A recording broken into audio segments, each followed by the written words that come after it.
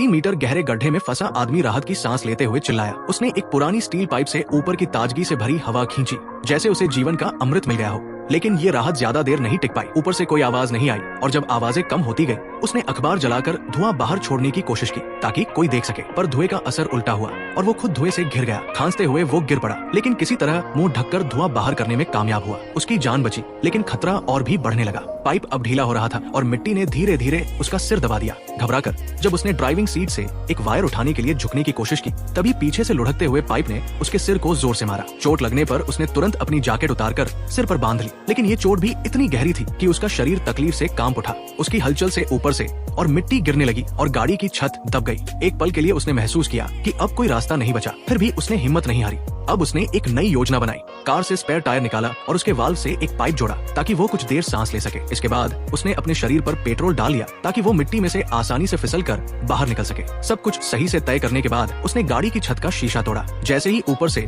मिट्टी की भारी परत गिरी, उसने टायर को गले में लटका लिया और ऊपर की ओर घिसटने लगा। थक जाने पर वो फिर टायर से सांस लेता और फिर से काम में लग जाता। ये संघर्ष काफी देर तक चलता रहा, लेकिन रोशनी का कोई संकेत नहीं दिखाई दिया। फिर अचानक जमीन फिर से हिलने लगी। मिट्टी की भारी परत एक साथ गिरी और ऊपर की सूखी परत टूट गई। अचानक एक रोशनी की किरण उसके चेहरे पर पड़ी। उसने हाथ बढ़ाया उस दुनिया की ओर जिसके लिए वो घंटों से